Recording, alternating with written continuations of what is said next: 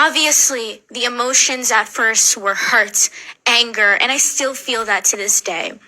But if anything, it brought our community closer together and it allowed us to advocate for ourselves. I take it you're Somali? I am. Well, I want to join Senator Blumenthal in telling you how painful it was to hear the President of the United States refer to you and your people as garbage. He said it over and over again. I wasn't surprised. Nothing surprises me anymore that comes out of his mouth. I was sitting in the Oval Office in his first term, the only Democrat in a group of about 20 members of Congress and Senate and others, when I heard the president say, and please forgive me for quoting him directly, about shithole nations.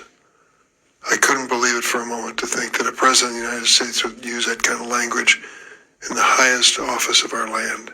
He did, repeatedly, and then denied it until just a few months ago when he admitted publicly, yes, he did say it. He was referring not to you personally, but to people of color who come to this country and have made this a great nation. I'm sorry. Can you tell me what the reaction was in your community?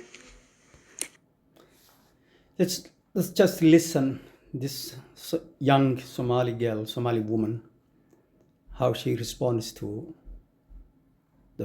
this fool who leads this great nation now, America, when he said what he said about the Somali community, how she responds to. I'm really very proud of it, and we need to acknowledge this.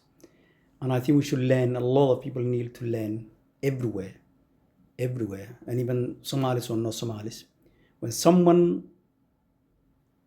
intends, and their whole intention is, whether they succeeded or not, to hurt you, the best thing you can do for them is to acknowledge that hurt and make it or sound it or cry victimhood. The best way, and I do believe, is the Somali way, always, especially when they are genuine. There's a lot of us Somalis who are just pretenders and kind of walking in a context, in an atmosphere of pretending this is the way you act, not what is the Somali way. What is the Somali way of acting against an aggressor who tries to hurt you, whether it's a emotional or physical or whatever it is? There is a particular way Somalis respond and act to that naturally. But what hurts us a lot and undermines the Somalis nowadays a lot is those who are pretenders, who kind of believe they understand something happening somewhere in the world, and they make it, cry it, a victimhood, which is not a Somali thing. It's not.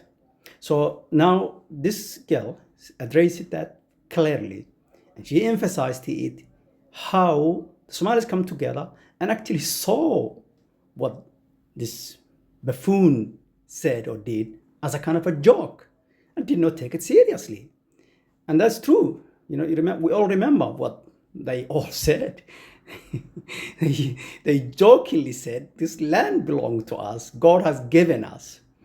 Although I did not want it to sound that they were, imitating another community or another conflict.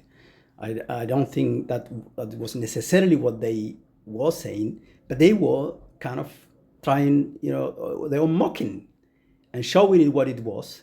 And we were telling them that the Somalis, naturally, if Somalis react to anything, the natural Somali way, that it means they will not show a kind of humiliation and victimhood.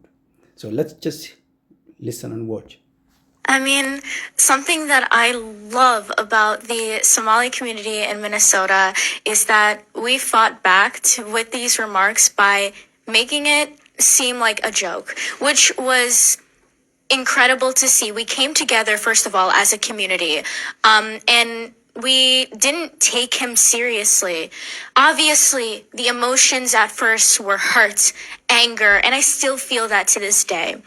But if anything, it brought our community closer together and it allowed us to advocate for ourselves. I take it you're Somali?